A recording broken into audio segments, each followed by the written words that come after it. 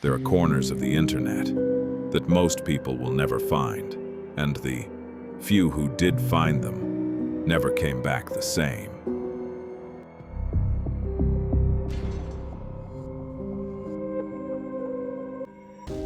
Emily was 23 years old, living alone in a small apartment in Portland, Oregon. She worked remotely as a graphic designer and spent most of her evenings alone with her laptop, her coffee, and whatever show she was streaming that week. She was not a tech expert, not a hacker, and she had never accessed anything on the dark web in her life, or even planned to. That changed on a Thursday evening in November. It started with a link. A friend had sent it to her through a private message on social media. The message said, "You have to see this. It's insane." The link looked strange, long, and scrambled, not like any normal URL Emily had ever seen. But it was from someone she trusted completely, a childhood friend, so she clicked it. Her browser opened a page that was almost entirely black. No images, no graphics, just white text, centered on the screen. It said, "Hello, Emily." She laughed. She assumed it was a prank, some kind of personalized website that pulled her name from her social media or browser data. She typed back to her friend, "Very funny. How did you do that?" Her friend replied almost instantly, "What are you talking about? I didn't send you anything." Emily paused. The link was there, sent from her friend's account, but her friend had no memory of sending it. Said her phone had been in her bag all evening, untouched. Emily slowly looked back at the browser tab. The page had changed. Now there was a single paragraph of text, and as she read it, she slowly lowered her coffee cup, because her brain had almost stopped processing what she was seeing. The paragraph described her apartment, not in general terms, but in specific detail. The color of her bedroom walls, the small crack above her desk, the blue throw blanket on her couch, the one her mother had given her years ago. Emily pushed back from her desk and stood up. She looked around the room. Every curtain was closed, every blind shut. She lived on the 4th floor. No one could see inside. There was no camera. She had checked when she moved in. She turned back to the screen and slammed her laptop shut, but it was already too late. A final line had appeared at the bottom of the page.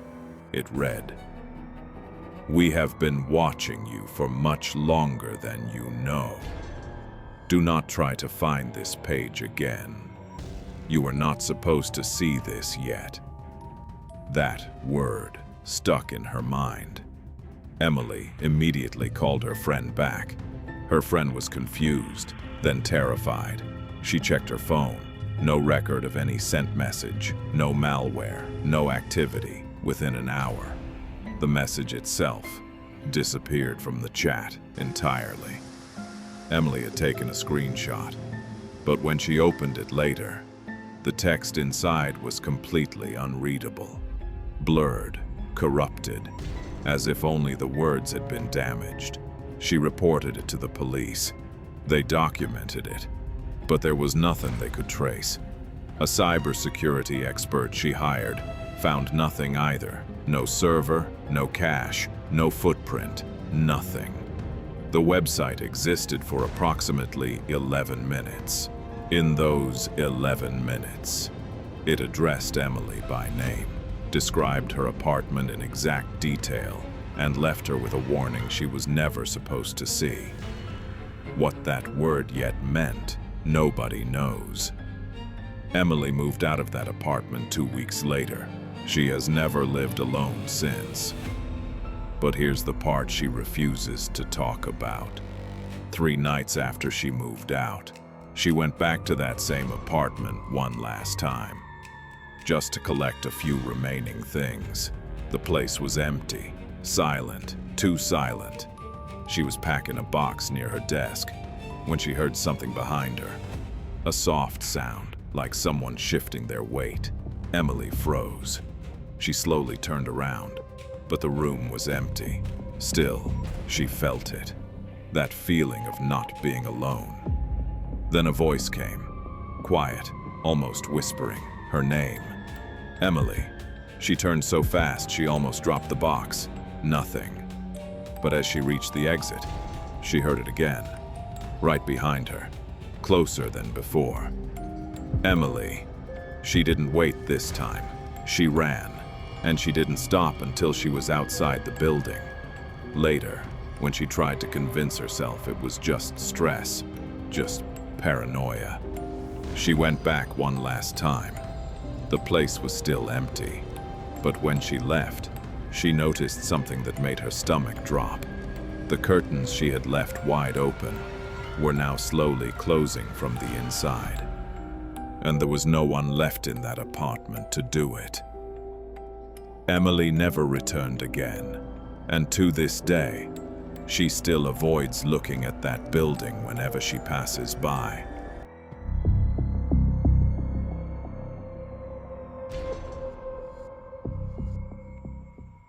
In the spring of a year that investigators have declined to make public, a cybersecurity analyst named David was conducting routine dark web monitoring for a private firm. His job was to identify illegal marketplaces, flag suspicious activity, and document anything that required escalation to federal authorities. He had been doing it for 4 years, methodical, calm, the kind of person who didn't rattle easily. But that evening, something felt different.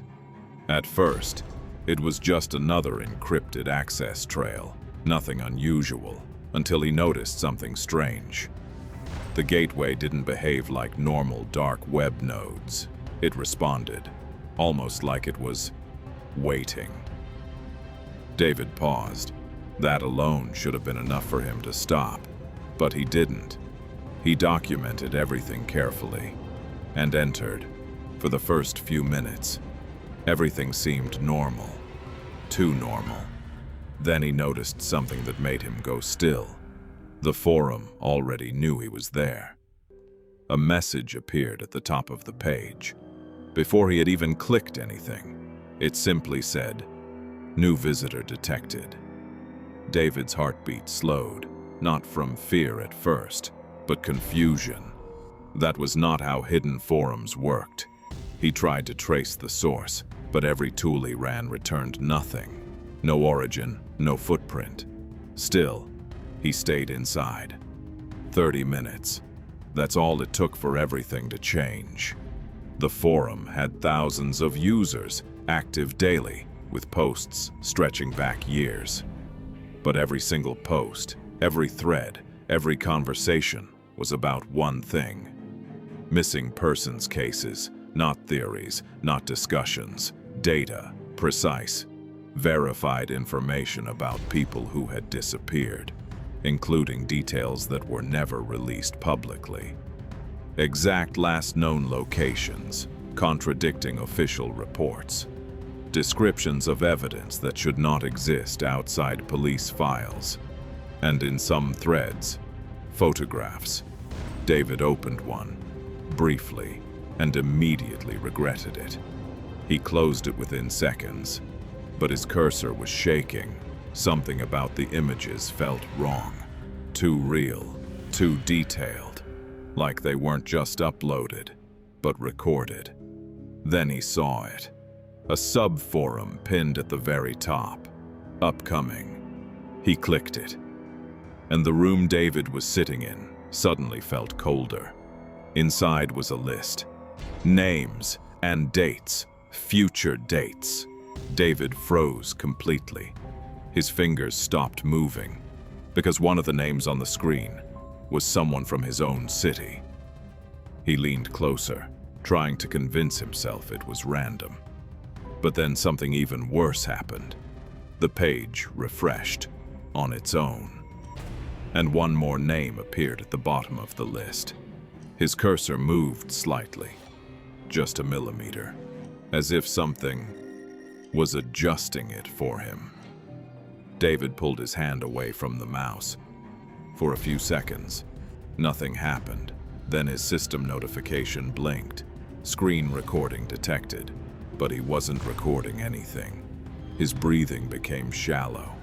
He immediately started documenting everything, copying names, dates, screenshots, anything he could grab. But the page began changing faster, names disappearing, new ones replacing them, as if something on the other side knew he was taking them.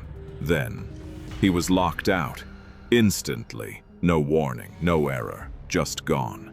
David reported everything immediately. Within 72 hours, the forum was located and seized. Every server, every node, every access log, pulled and analyzed.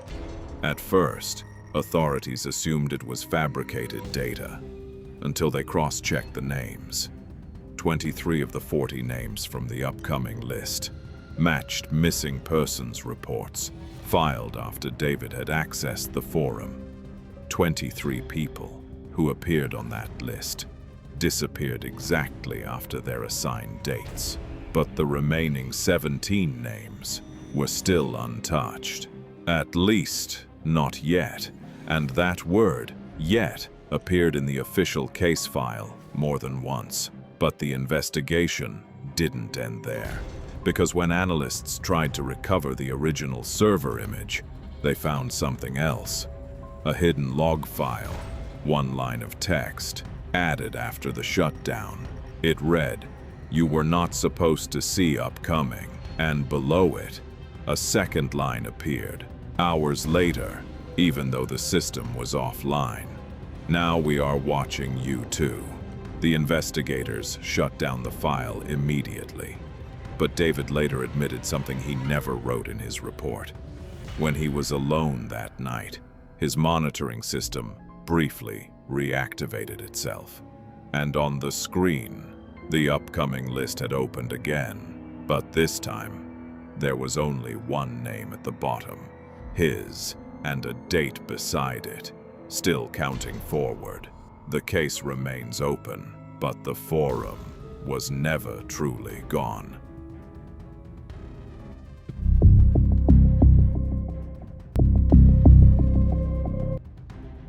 A group of 4 university students, 2 men and 2 women, all in their early 20s, all studying computer science, decided one evening to access the dark web together. Not for anything illegal, not for anything extreme. Just curiosity. They thought they understood what they were dealing with. They didn't. Their names have been changed for this account. They called themselves Jason, Michael, Sarah, and Lauren. They were in Jason's off-campus apartment that Friday night. Everything was set up correctly. Secure network, isolated system, no mistakes. At first, everything was normal. Illegal streaming sites, counterfeit marketplaces, the usual dark web noise. Nothing unusual, until Michael found something. A link, hidden inside the raw source code of a page they were already viewing. Not visible on the site, only visible if you knew exactly where to look. Michael always looked where he wasn't supposed to. He pointed it out. They debated for a few minutes. 10 minutes of hesitation, and curiosity slowly won. Jason clicked it. The page loaded instantly, a live video feed. At first, no one spoke, because no one understood what they were seeing. A small concrete room, no windows, no doors in sight. A single hanging bulb flickering slightly, casting uneven shadows across the walls. And in the center, a chair, and in the chair, a person, sitting completely still. Hands folded neatly in their lap, head slightly lowered. The camera angle was high in the corner, like it had been installed specifically to watch. Lauren whispered that it looked staged. Sarah said it looked real. Michael didn't say anything, because he noticed something in the corner of the screen, a viewer counter. It read, 1. Jason frowned. "There's 4 of us here," he said quietly. No one responded, because none of them had an explanation. Then something happened. The person in the chair moved, slowly. Too slowly. They raised their head and looked directly into the camera. The screen didn't glitch. It didn't freeze. It just held that moment, perfectly still, for exactly 3 seconds. Then Jason slammed the laptop shut. Hard, too hard.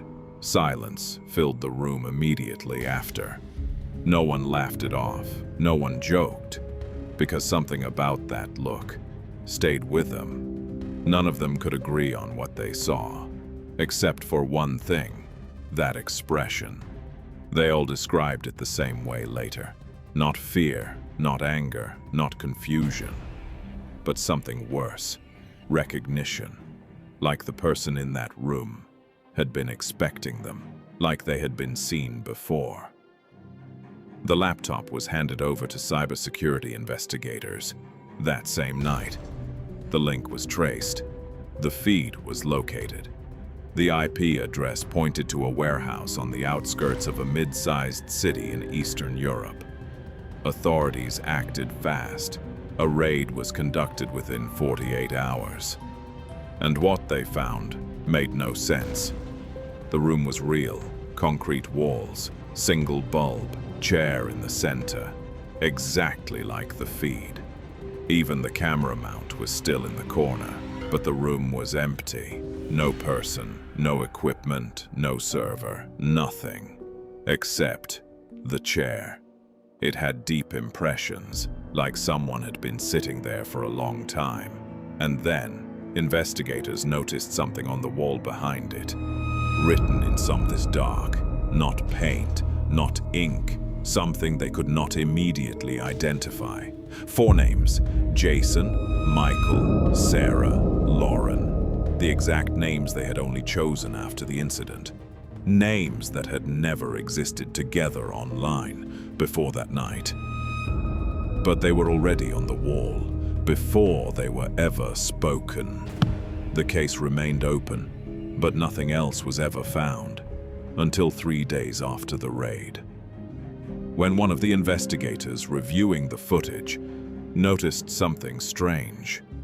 For just a single frame, the empty chair was no longer empty.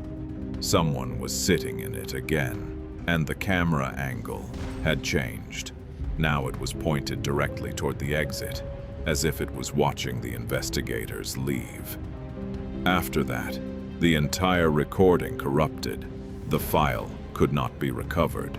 Jason, Michael, Sarah, and Lauren never used the internet casually again.